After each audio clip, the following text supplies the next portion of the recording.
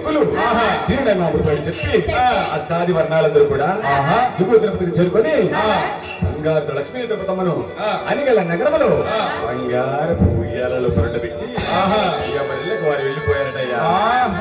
ఇక ఇంతలోనే బంగారు తల్లి ఆడగా పాడగా కొంతకాలం గడిచిన తరువాత పెళ్లిడికి చేరుకున్నదట. ఇక వారి సమాచారం ఎలా ఉండగా ఎవరి సమాచారం ఎలా ఉందండి? అయోధ్యదేశం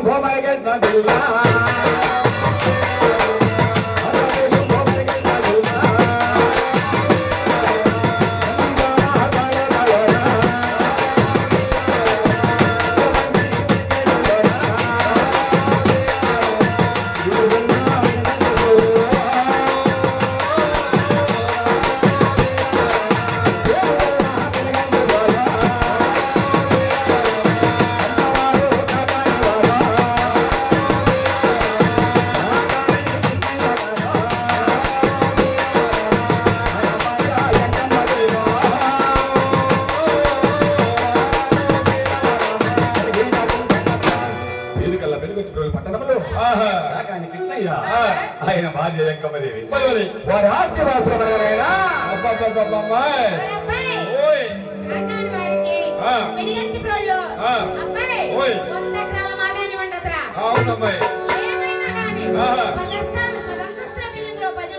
అవునమ్మాయి అవును లేదు నాయన వారు కడు పేదవారు నాయన.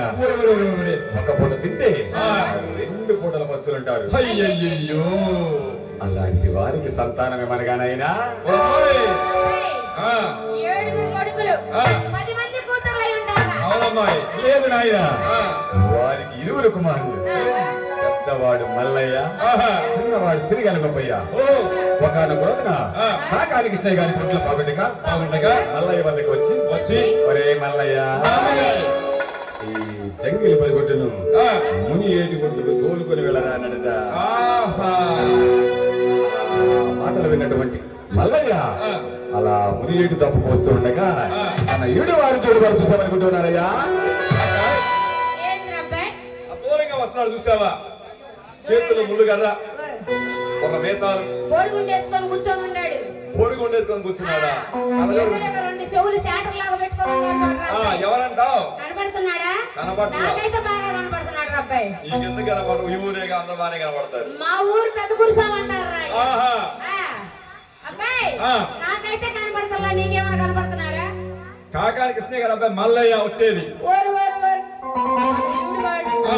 జోడువాడు పెళ్ళంటే ఏంది, కళ్యాణం అంటే 2 ఒకటేనే కదే? 2 ఒకటేనా?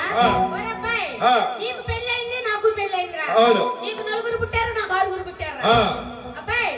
ఇప్పుడు ఎంతకి మన తోటి వాడేగా, ఆడి మగాడికి ఎవరైనా పిల్లనిస్తారంటావా? అమ్మాయా మల్లయ్య పడు పేదవారు జంగిలి పొరగొట్టి అమ్ముకుంటారు, కట్టె పేరు నమ్ముకుంటారు. అమ్మాయి ఎవరి పిల్లలకి ఎవరు గుర్తుకు వస్తారమ్మా? ఈ రోజుల్లో అన్ని బ్రహ్మాండంగా ఆస్తుపాస్తులు ఉంటాయి, బ్రహ్మాండంగా గుంటి పిల్ల దొరుకుతుంది. వీళ్ళకి ఎవరు ఇస్తారా? తినడానికి తిండే రాకపోతే. నాకు మాత్రం నమ్మకం లేదమ్మా, పెళ్లి అవును జన్మకి అవును. మా వాడి తెస్తున్నాడు, మా వాడికే పెళ్లి కాలంగా మల్లయ్య చేపిస్తారు. అలా ఆ మాటలు విన్నటువంటి మల్లయ్య తన తండ్రి గారి వద్దకు వచ్చేమంటూ ఉన్నాడయ్యా.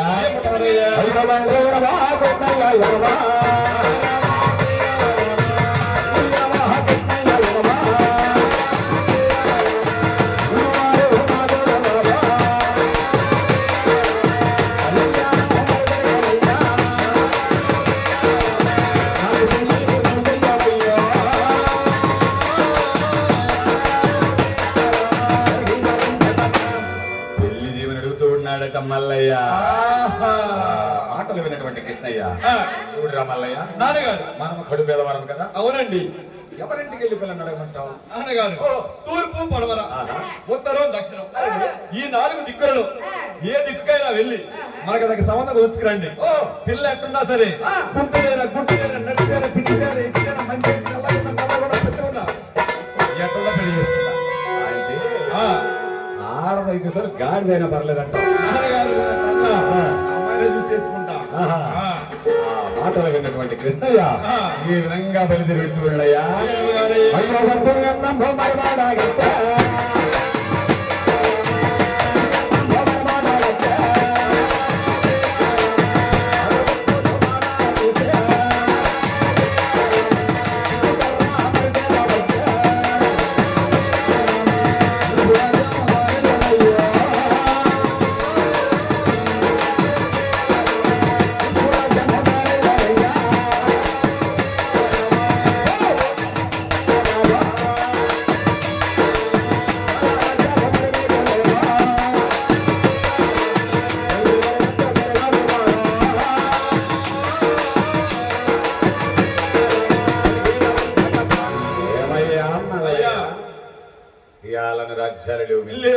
చేస్తామయ్యా ఎక్కడ అశ్వాలు లేవు నడిచే వచ్చానయ్యా ఎవరి పిల్లని చివరి గుంతుకొస్తారయ్యా అయ్యా చాలు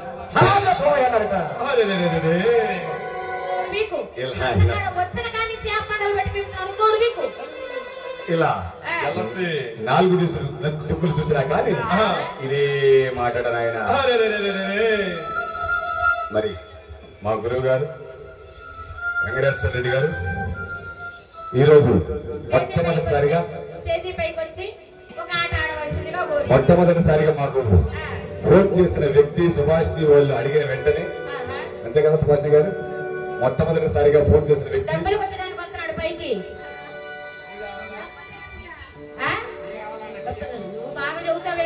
మా వెంకటేశ్వర రెడ్డి గారు. అలాంటి వారిని ఆ పక్కాంత లక్ష్మీంద్రమ్మ గొప్ప యాగ సమేత బంగారు తల్లి ఆ స్టేషన్ ఒక పక్క స్థిర సంపద నుంచి కాల్చుప్ప కాపాడాలని మరీ కూర్చున్నా. ఏడుగొండలవాడా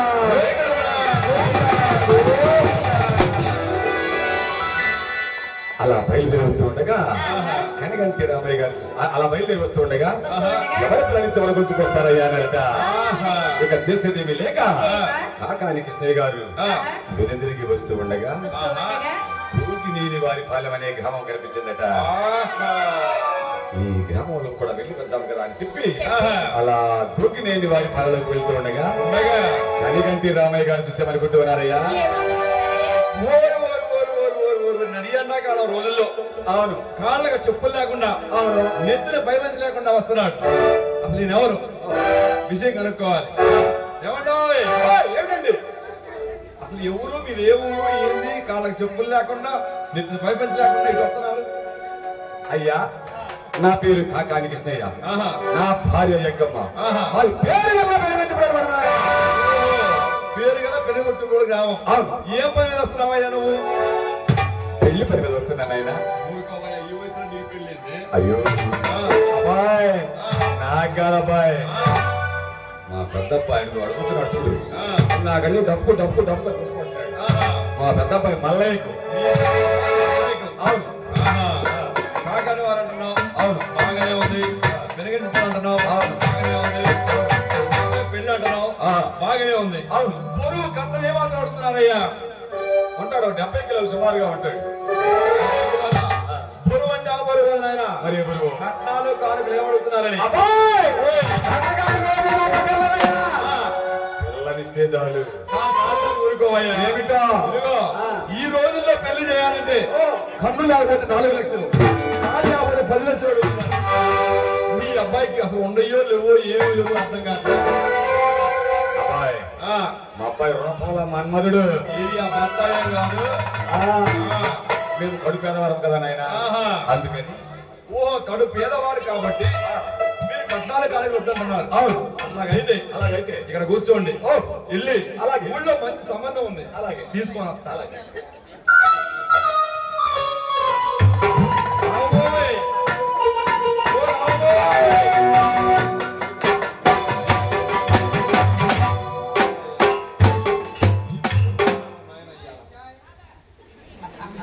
అసలు ఇది ఆడికి వచ్చింది ఇంట్లో లేకుండా. ఇంట్లో కాదు పిల్లవాళ్ళు వచ్చి కూర్చున్నారు. ఇదేమో ఊరి మీద పడి తిరుగుతుంది. ఎక్కడుందో ఏమో. ఓ రామోయ్ ఏంటండి నాకు యాడికి పోయి చచ్చావే? ఏమండి పక్కనే ఉన్నాను కదండి, కళ్ళు పెట్టి చూస్తే ఇసురు ఎక్కువైన నాయన ఇక్కడ ఉత్కారా నుంచి. ఏంటండి ఆయన అమ్మా దగ్గర రావే. ఇంట్లో పెళ్లికి వచ్చిన పిల్లని పెట్టుకుని ఈ వేషాలు దగ్గర అమ్మా. అమ్మాయి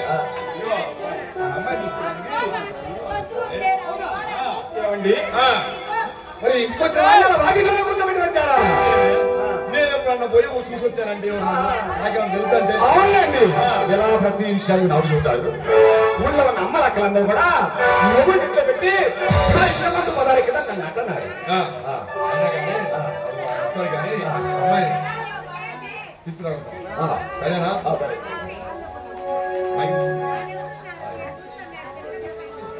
వస్తే చంద్రోయ్ చంద్రోయ్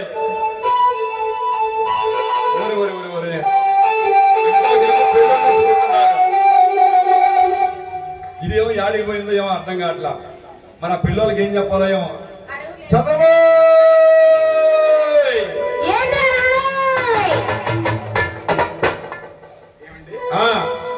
ఏంటండి మిమ్మల్ని అదే ఊరే అంటుంది. ఏమండి మర్యాద మా ఇంకే ఉంటాయండి. ఇంట్లో బరిగుంటే బరిగుంటు కాదు, గీతలు కాదండి. మా అమ్మాయి స్వరమైన గొంతది కొంచెం. మరి ఏందనుకున్నా మా అమ్మాయి పాటలు పాడింది. ఆటలు కూడా అటు నుంచి అటే.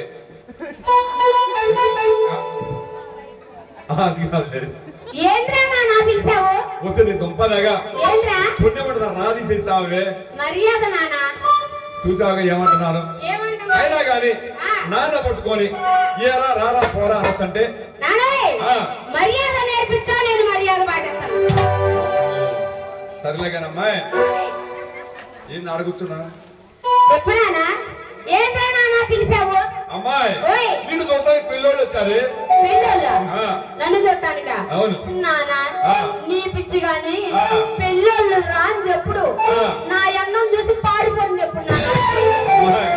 నువ్వు అదృష్టవంతురాలు. ఏమిటో పెళ్లి కొడుకు రాలా? వాళ్ళ నాన్నగారు వచ్చాడు. నాన్న చేసుకోమంటారు. వాళ్ళ నాన్నగారు అమ్మ చేసుకునేది వాళ్ళ అబ్బాయి. వాళ్ళ అబ్బాయా?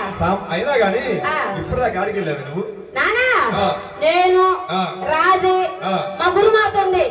మా గురుమాత నానా ఊరవతల కృష్ణకు పోయి ఆడుకుంటున్నావు నానా. పోయి ఆడుకుంటున్నారా? దేశం పోయారు నాన్న వాళ్ళు ఆడుకోవడానికి. వరదలు వస్తున్నాయి అమ్మ, గోడ చాలా ఎత్తు కట్టారు. వాళ్ళకి తెలియడం లేదు నానా. రాజే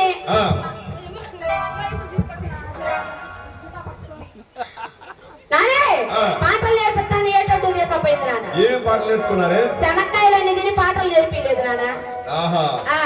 అసలు ఏం పాటలు నేర్పిలేదా? ఏమి నేర్పిలేదు నాన్న. వచ్చే పండగ అట్ల తద్దికాలు నేర్పిలేదంటే? అట్ల తద్ది పాటలు గురుమాత నేర్పించింది నాన్న. ఏం పాట నేర్పించింది? మామూలు పాటలు నేర్పిలే నానా. గురుమాత పాడింది. ఏం పాట పాడింది? ఈ పక్క నుంచి ఆ పక్క పోయింది నానే. అత్తర సాయి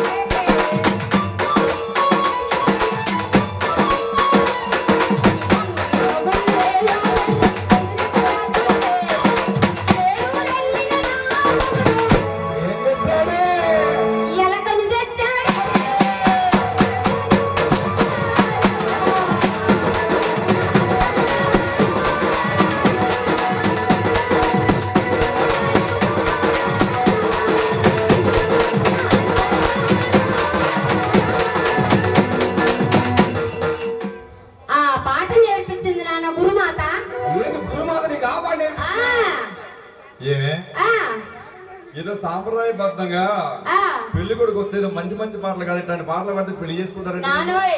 గురుమా సంగతి నీకు తెలియదు నాన్న. రోడ్డు సెవెన్ కూర్చుంటది గుడి కాడ. వచ్చే పెళ్లి సంబంధం నల్లా జరగొట్టింది నాన్న. చంద్ర మంచిది కాదు, గయ్యాలది, పాటలు రావని చెప్పింది నాన్న. వచ్చిన వాళ్ళు వచ్చినట్టు 101 మంది పెళ్లి కొడుకులు పోయారు నాన్న. గురుమాత పెళ్లి కాదు, గురుమాతను పిలవబాకు నానా సరే మా కోడి పిల్లక్క చాలా మంచిది బఠానీలు తిన్నా బాగా నేర్పించింది ఏం పాట నేర్పించింది ఏం పాట నేర్పించింది అనుకున్నా ఏమే చంద్ర పెళ్ళయ్యి మీ అత్తగారింటి కాదు బాగానే ఓ పాట పాడే అన్నది అత్తందన్నవే చంద్ర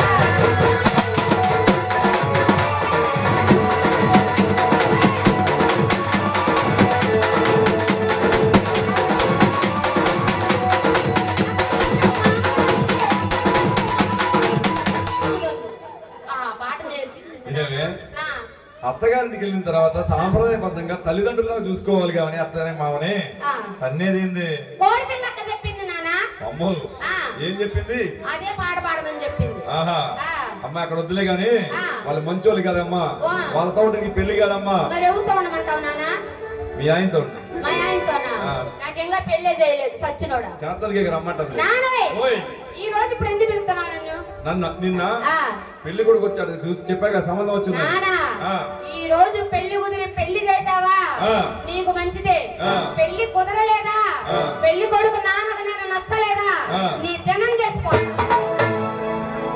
ఏమే నేను ఎంతో సాంప్రదాయబద్ధంగా పెంచాను అనుకున్నానే ఇంత దగ్గరగా పెంచాను అనుకోవాలి బాగా పెరిగాను నాన్న అవును బాగా పెరిగావు చాలా బాగా పెరిగాను నాన్న అంతా నీ పోలికే వచ్చిందంట నా పోలికి రాలేదమ్మా ఏందక్కయ్య అమ్మ పోలికి వచ్చినట్టు నాలోయ్ సాయక్క చూసావా ఏమంది పెళ్లి చేసుకోబాకే చంద్ర పెళ్లి చేసుకొని నువ్వు పోతే మగ బఠానీలు పెట్టేది ఎవరు అంటుంది నాన్న మీ ఆయన నువ్వు ఇద్దరు వచ్చి పెడుతుంది రండి బఠానీలు నానా పెళ్లి చేస్తావుగా చేస్తాను రావే చేస్తావుగా చెయ్యకపోతే నీ దినం చేస్తారా నా దినం కాదు పెళ్లి చేయకపోతే నీ దినం చేస్తాను రావే పెళ్ళే దినం ఏదో ఒకటి దొరుకు తీయాలా అమ్మయ్య అయినా గాని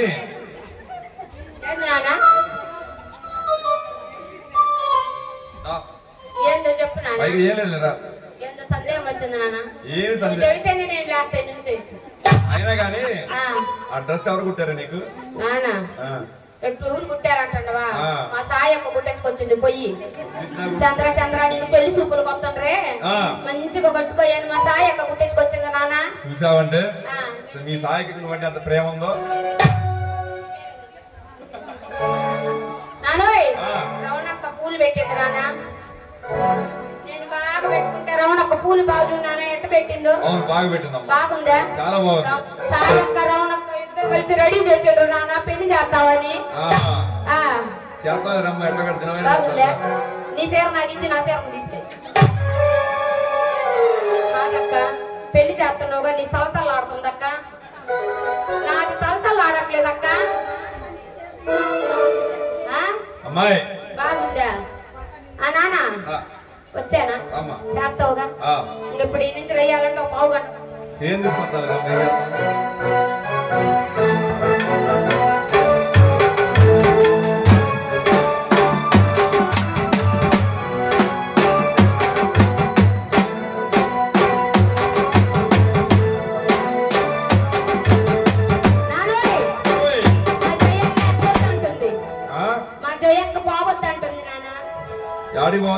నేను నేర్పించిన పాట పాడకుండా యాడికే పోతున్నాం అంటుంది నాన్న జయక్క చదువుతుంది నాన్న ఏం పాట నేర్పించినావా ఏం పాట చెమ్మ చెక్క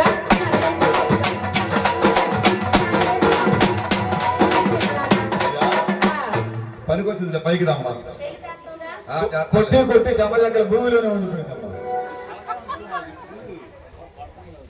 ఈ అమ్మాయికి గుడికి ఎక్కువైంది రాణి గారితో వచ్చినాక కనకాంబరాలు అన్నది పెట్టుకొని పిచ్చి పూలు నాకు పెట్టింది అక్క చెప్పరే ఈ రకంగా పెళ్లి కూతురు అయితేనే పూలు కనకాంబరాలన్నీ అది తెలియస్తుంది